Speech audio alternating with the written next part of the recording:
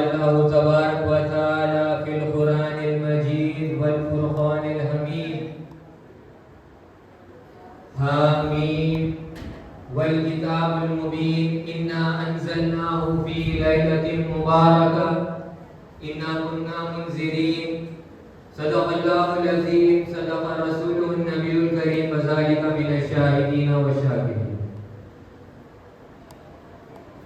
حضور والدی و مرشدی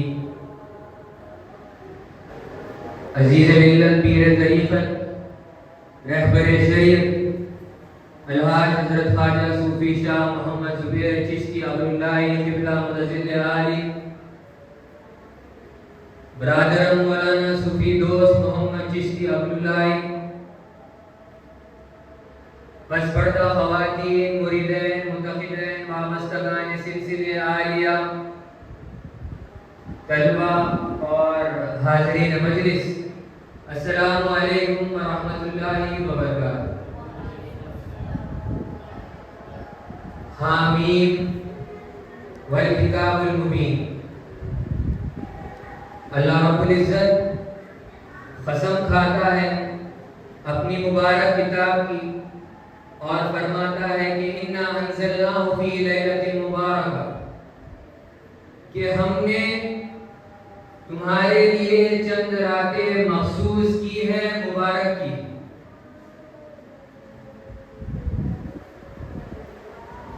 ام المومنین بی بی عائشہ صدیقہ رضی اللہ تعالی عنہما سے روایت ہے، آپ فرماتی ہیں کہ ایک روز میں اپنے حجرے میں آرام کر رہی تھی اور جب میری آنکھ کھلی یعنی نیند سے جب میں بیدار ہوئی تو سرکار دو عالم صلی اللہ علیہ وسلم میرے بازو موجود تھے، تو میں سرکار دو عالم صلی اللہ علیہ وسلم کو تلاش کرتی ہوئی اپنے حجرے سے باہر نکلی تو دیکھتی ہوں کہ سرکار دو عالم صلی اللہ علیہ وسلم جنت البقیع میں اللہ رب العزت سے التجا کر رہے ہیں، دعا کر رہے ہیں۔ میں وہاں پہنچی تو سرکار دو عالم صلی اللہ علیہ وسلم فرماتے ہیں کہ اے عائشہ، کیا تم یہ سمجھتی ہو کہ اللہ اور اللہ کے رسول تمہارے ساتھ ناانصافی کر رہے ہیں؟ تو بی بی عائشہ صدیقہ رضی اللہ تعالیٰ عنہ نے فرمایا کہ سرکار دو عالم صلی اللہ علیہ وسلم جب میری نیند بیدار ہوئی تو میں آپ کو تلاش کر رہی تھی، میں نے یہ سمجھا کہ آپ کسی اور زوجہ محترمہ کے پاس تشریف لے گئے ہو۔ پھر سرکار دو عالم صلی اللہ علیہ وسلم نے فرمایا کہ اے عائشہ، کیا تم جانتی ہو کہ آج کی رات کون سی رات ہے؟ تو آپ فرمانے لگی یہ تو اللہ کے رسول اور اللہ بہتر جانتا ہے۔ تو آپ فرمانے لگے آج لیلۃ النصف من شعبان کی رات ہے، یعنی شب بارات کی رات۔ شب بارات برکتوں والی رات۔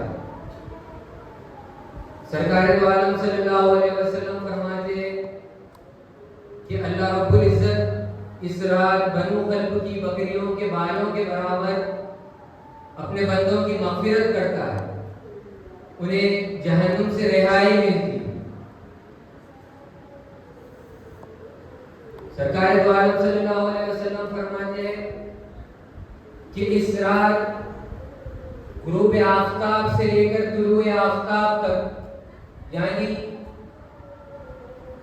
سورج ڈھلنے کے بعد اللہ رب العزت اپنی رحمتوں کا اجلاس آخری آسمان پہ کرتا ہے، اپنے فرشتوں کو تعینات کرتا ہے اور یہ حکم کرتا ہے کہ ہے کوئی مغفرت مانگنے والا تو میں اس کی مغفرت کر دوں، ہے کوئی بخشش کا طلبگار تو میں اس کی بخشش کر دوں، ہے کوئی رزق مانگنے والا تو میں اس کو رزق عطا کر دوں، ہے کوئی عافیت کا طلبگار تو میں اس کو عافیت سے عطا کروں. یہ سلسلہ غروب آفتاب سے لے کر طلوع آفتاب تک ہوتا ہے، فجر تک یہی سلسلہ جاری رہتا ہے. اس رات ہر کسی کو معاف کیا جاتا ہے، لیکن سوائے چند لوگوں جو مشرک ہے،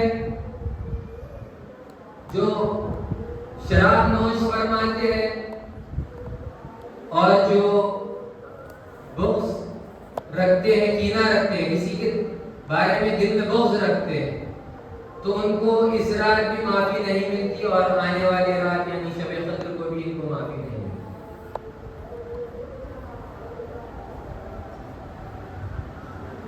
سرکار دو عالم صلی اللہ علیہ وسلم فرماتے ہیں کہ ایک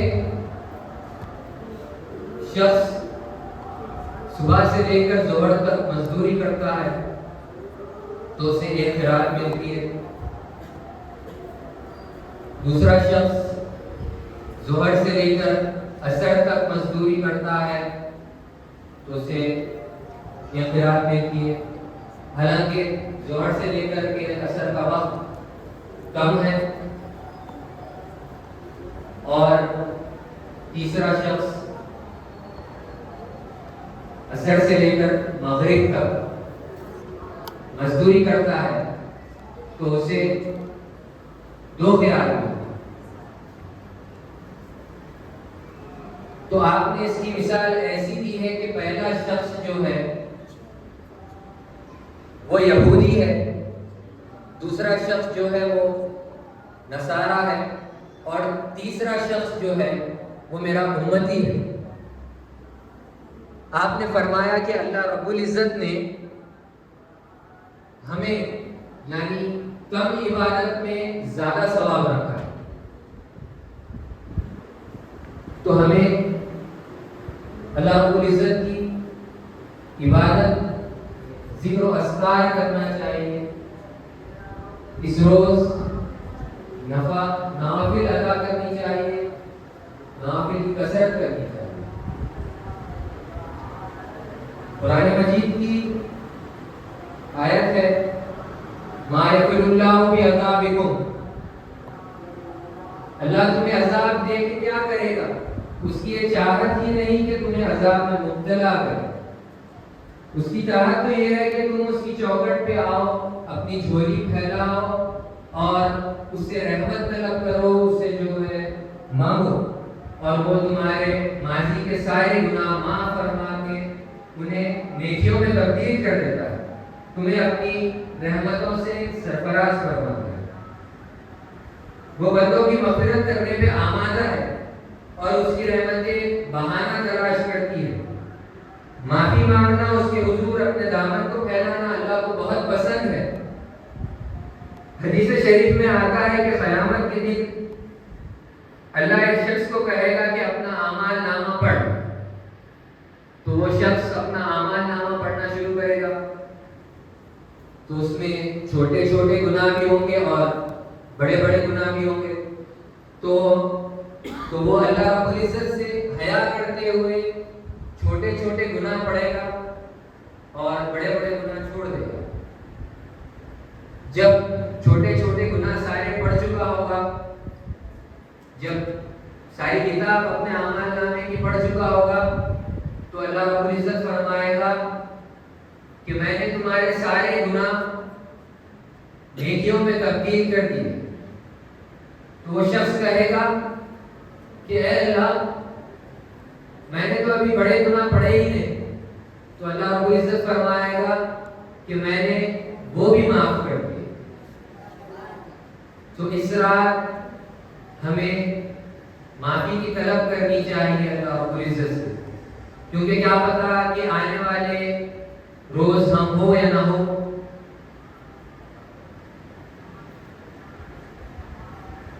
ایک مشہور و معروف واقعہ ہے، شاید آپ لوگ کہیں سنے ہوں گے، محمود غزنوی اور ایاز کا. محمود غزنوی ایک بادشاہ تھا. اس نے حکم کیا اپنے سپاہیوں سے، اپنے وزیروں سے کہ ہاؤس میں موتی ڈال کر اس نے یہ کہا کہ تمہارا بدن بھی نہیں بھیگنا چاہیے اور مجھے وہ موتی پہنچا، یعنی کہ وہ ہاؤس سے موتی مجھے لے کر آ کر پہنچا۔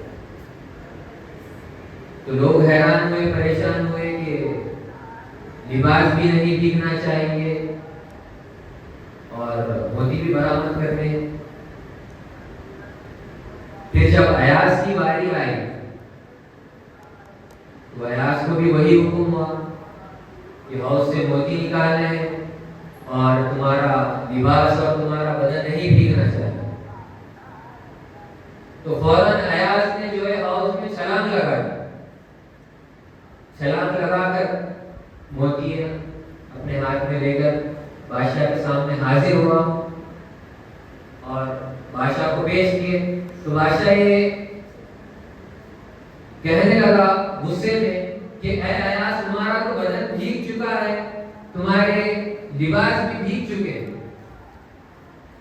تو ایاز نے فرمایا کہ اے بادشاہ سلامت، آپ نے مجھے دو حکم کیے تھے کہ پہلا حکم یہ تھا کہ ہاؤس سے موتی نکال کر لانا ہے اور دوسرا حکم یہ تھا کہ لباس کچا نہیں ہونا چاہیے اور آم کچا نہیں ہونا چاہیے۔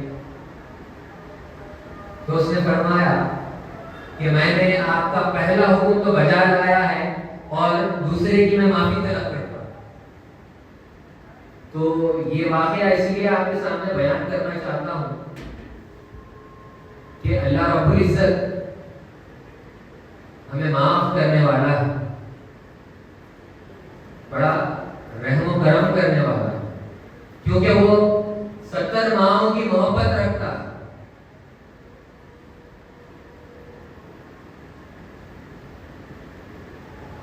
سرکار دو عالم صلی اللہ علیہ وسلم کے پاس ایک شخص آیا، آ کر یہ کہنے لگا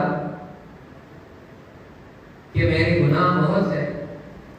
تو سرکار دو عالم صلی اللہ علیہ وسلم نے فرمایا کہ تمہارے گناہ کیا اتنے یہ جھاڑ کے پتوں کے برابر ہے؟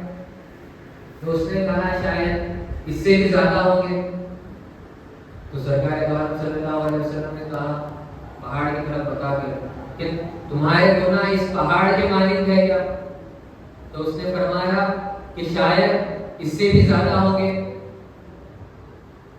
تو پھر سرکار دو عالم صلی اللہ علیہ وسلم نے بولا کہ کیا تمہارے گناہ سمندر کے جتنے ہیں؟ تو اس نے کہا کہ شاید اس سے بھی زیادہ ہوں گے۔ تو پھر سرکار دو عالم صلی اللہ علیہ وسلم نے فرمایا کہ کیا تمہارے گناہ اللہ کی رحمت سے بڑھ گئے؟ تو وہ شخص خاموش رہا۔ تو سرکار دو عالم صلی اللہ علیہ وسلم نے فرمایا کہ اگر سے تمہارے گناہ سمندر کی جھاگ کے مانند ہے، سمندر کی جھاگ کے برابر ہے، تو اللہ تمہیں معاف کرنے والا ہے، معافی کی طلب کرو۔ اگر تمہارے گناہ پہاڑ کے مانند ہے تو اللہ سے معافی طلب کرو، وہ معاف کرنے والا ہے۔ اللہ رب العزت یہ کبھی نہیں چاہتا کہ اپنے بندوں کو عذاب میں مبتلا کرے۔